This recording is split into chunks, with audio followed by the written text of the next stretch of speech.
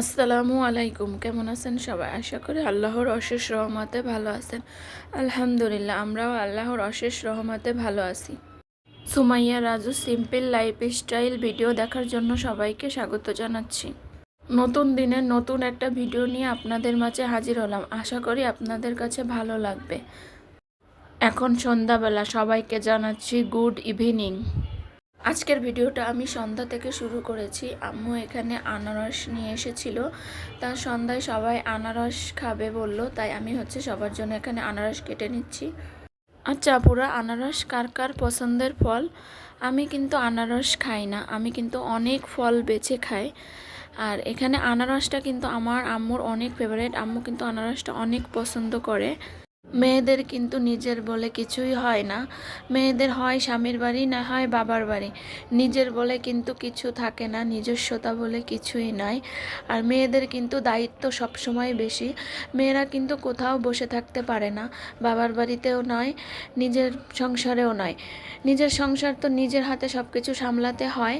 আর বাবার বাসায় যখন থাকা হয় তখন কিন্তু বাবা মাকে হেল্প করতে হয়। বিশেষ করে আম্মুকে কিন্তু অনেক হেল্প করতে হয়, কারণ আম্মু কিন্তু আমাদের জন্য অনেক করেছে। এখন কিন্তু একটা বয়সে এসে পা দিয়েছে, এখন কিন্তু তারা ওইভাবে সব কিছু পেরে ওঠে না সাহায্য না করলে।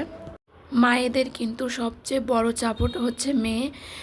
মেয়েরা কিন্তু অনেক বড় একটা সাপোর্ট মায়ের। দেখবেন মেয়েরা কিন্তু মায়ের কষ্টটা সবচেয়ে বেশি ভালো বোঝে, মায়ের কষ্টে সবচেয়ে বেশি ব্যথিত হয়।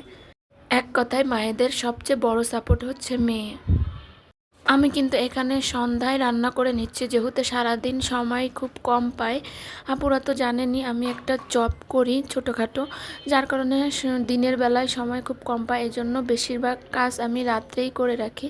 তাই এখানে কিন্তু আমি রান্না করতে চলে এসেছি।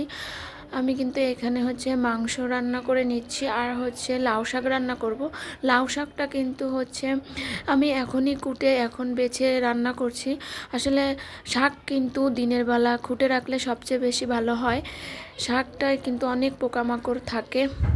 এখন যে ভিডিওটা দেখছেন, এই ভিডিওটা কিন্তু অন্য আরেক দিনের। নিউ মার্কেট গিয়েছিলাম, তো এমন দিনে গিয়েছি কী যে বিপদে পড়েছিলাম, যা নিয়ে যে ফেরত আসতে পেরেছি সেটাই অনেক। এত ভিড় যে একটু পা ফেলানোর জায়গা নেই, দম আটকে আসছিল।